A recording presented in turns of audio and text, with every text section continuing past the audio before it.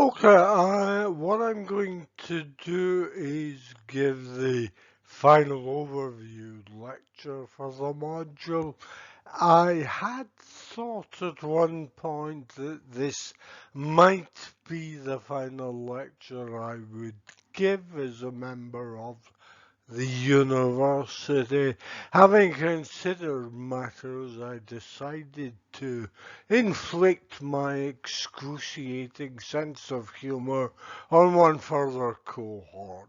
Talking of which, as many of you have probably seen, I do have a rather odd sense of humour.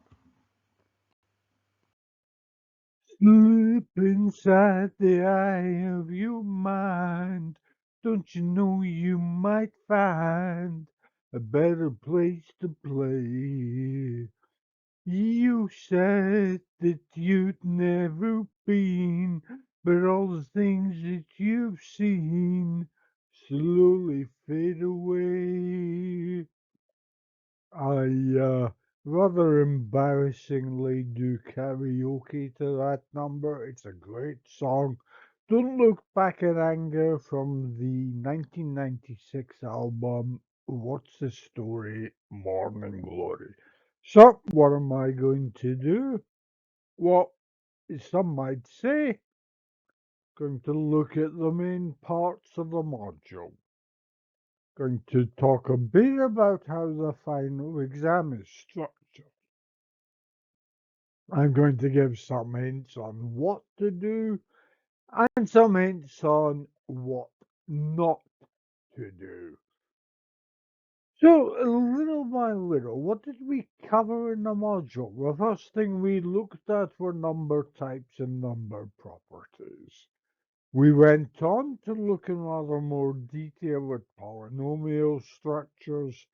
We looked at notions of order, vectors, and vector attributes.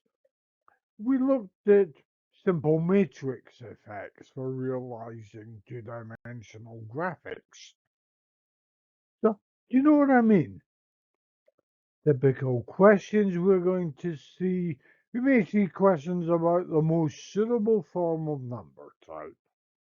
We'll see questions about computing the degree of a polynomial, computing the coefficient relevant to some particular power. You're going to see questions about properties of roots. For vectors, uh, probably going to see questions about vector operations, addition, scalar multiplication. Size is not necessarily going to be Euclidean. Ideal to measure. It might be Manhattan. If I'm feeling in a bad mood, it may be something completely different. You see questions about realizing graphical effects via matrices. So you just gotta roll with it. Furthermore, you're gonna see questions about calculus and optimization, complex numbers and how they are used in computer science. You're unlikely to see in the final exam questions about regression and data fitting. There's a good reason for that. You will see questions about spectral methods and their applications, and you'll see questions about the material I taught in the final part on information theory and language models. The importance of being idle. One and two variable optimization. Complex number questions are going to focus on representation and on operations. We're also going to look fairly simple level at applications. For spectral theory, you may well see questions about eigenvalues and eigenvectors and how these feed into the properties of undirected graphs, for example, on node coloring problems.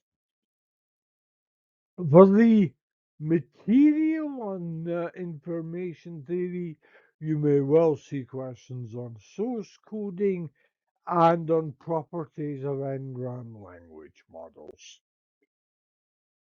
Another time, final exam contributes 60% overall. It involves 30 questions. All of these will be multiple choice questions, 5 options per question. Exactly one correct option for each, and you have a total of 2 hours, 120 minutes. Stop crying your heart out. Final exam will be hosted on campus.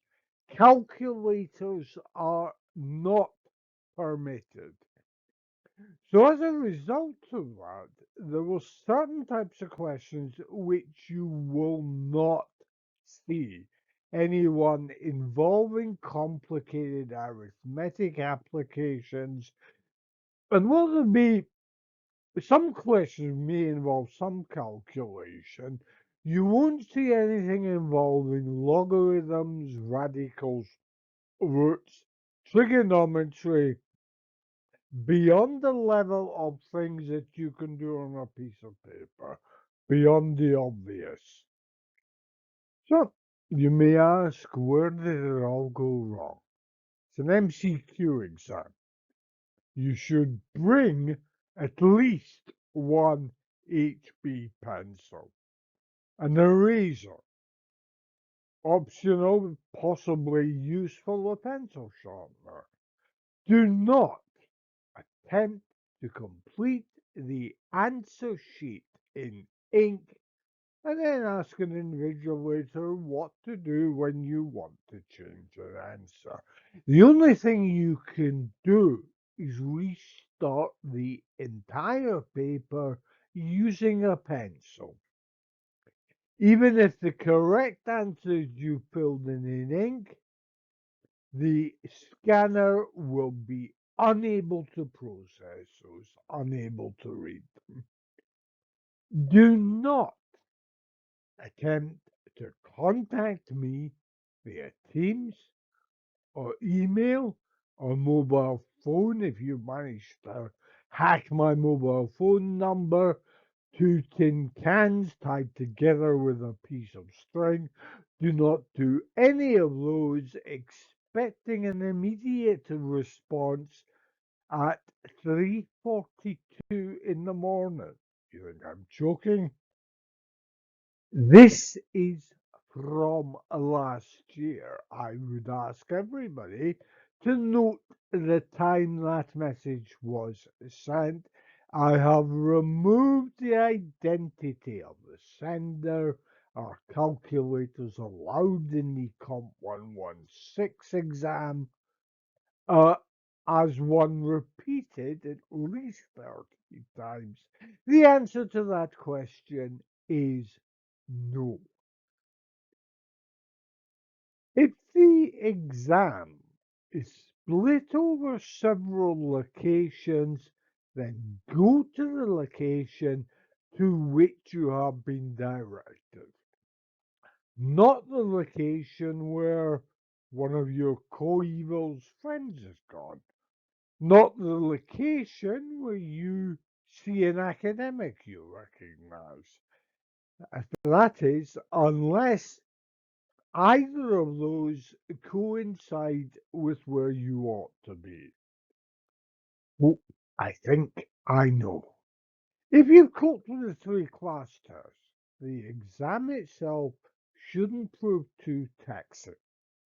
If you attempted the class test, maybe had a few slip ups, be sure to revise the areas that cause problems. And remember, the 3 class tests already contribute 40%. So, best of luck to everyone. Please feel free to contact me by email with any questions at all. And I'm including questions that have already been answered in the preamble.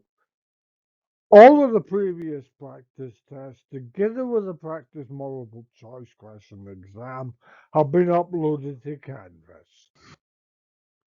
So, once again, best of luck to everyone, and that concludes the last ever lecture I will give. Thank you very much for your time and for your patience with my appalling sense of humor.